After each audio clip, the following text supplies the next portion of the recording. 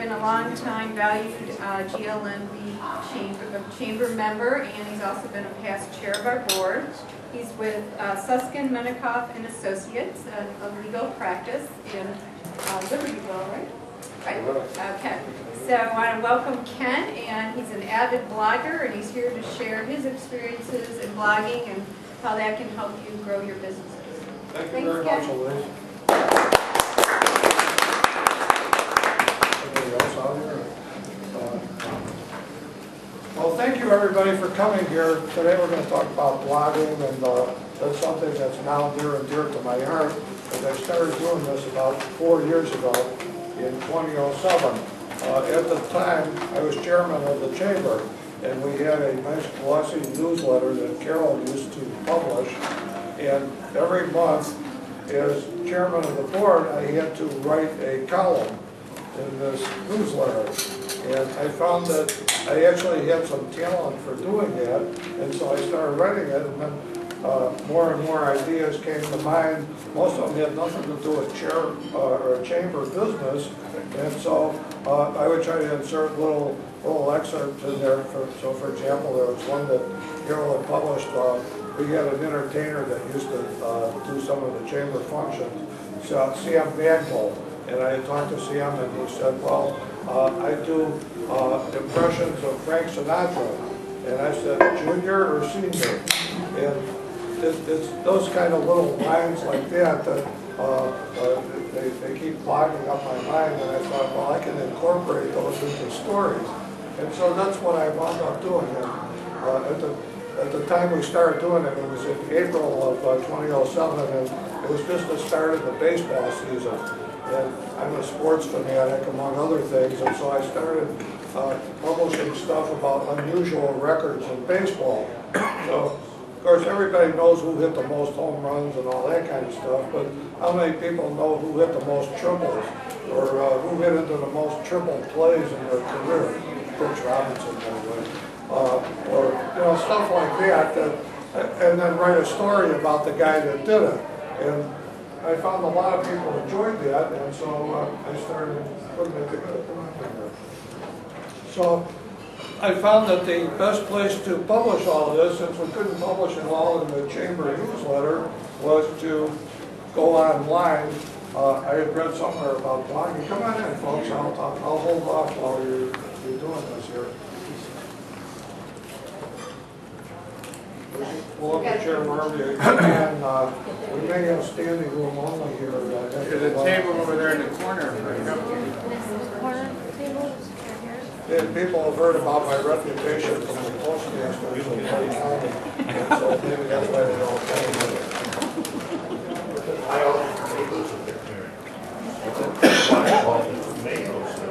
Oh, I got to be pretty quick on bucking these things. And since I'm here, I'll put in a plug for the Lake County Toastmasters, which is also a member of the chamber. I happen to be president yet. And the Toastmasters is a group that encourages public speaking. And a lot of people would rather go to the dentist and do root canal work than get up there and make a speech in public. And so the purpose of the Toastmasters, people get up and they give a talk, and we give constructive criticism, and we help them out a little bit. And a lot of people have become very accomplished public speakers. And so I just wanted to put in a plug for that. We meet every other Wednesday, not this Wednesday, but next Wednesday, at the TDS MetroCon in Vernon Hills. So that's enough for that. Well, let's get into blogging. So I explained to you how I happened to get into it, because I had all these stories. And the thing with blogging is you really couldn't do this without the internet.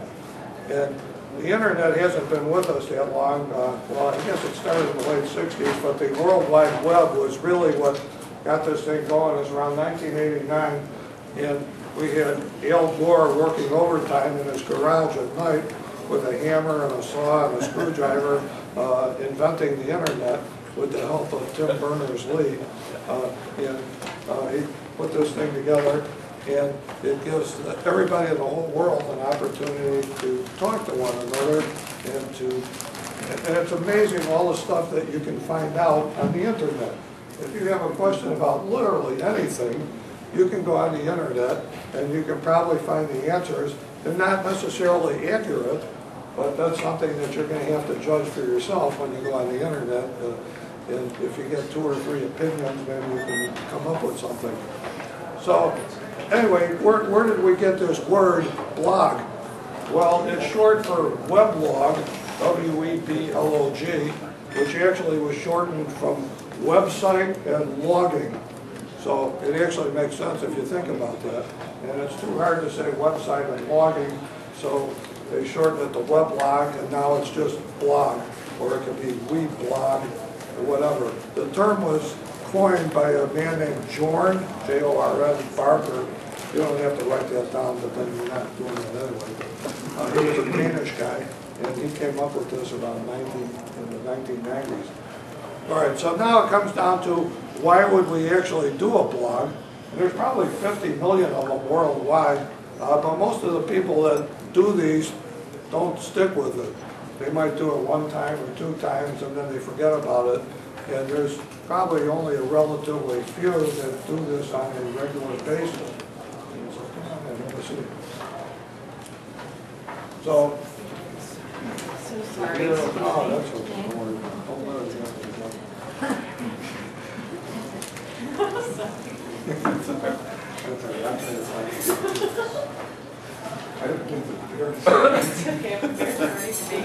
Okay, so blog is short for weblog, and if you have a lot of stories inside of you and you want to publish them, it doesn't cost anything to publish them on the internet. It's actually a very simple thing to do. And the way I started off was I Googled in the word blog, B-L-O-G. I don't know if you can do that or not there. But you can Google anything and then it'll publish about 50 million things with that word in it. And if we Google in blog, it will go to several sites. B-L-O-G. See what the search is. And okay, how do you create your own blog? So we have it right there on Google, and then it defines it in Wikipedia, and it's amazing, everything is on Wikipedia, which is not to be confused with WikiLeaks, which is a completely different thing. Of course, it's been in the news lately. And so then you want to decide, okay, where are we going to put this blog? We have to host it. So the one I happen to use is blogspot.com, but there's other ones. There's WordPress, that's a major one, and there's several others. In fact, when we were doing this a few days ago, Carol went to WordPress and she was trying to find my blog, except it was on Blogspot. So I guess there's several different providers for this thing. So we go on blogspot.com, if we can do that, and they walk you through a tutorial so that you can see how to set the thing up. And so you sign in with your Google account. Mine is Sphinx711 at AOL.com. You can spell Sphinx like that thing in Egypt. I think you have to put it at AOL.com.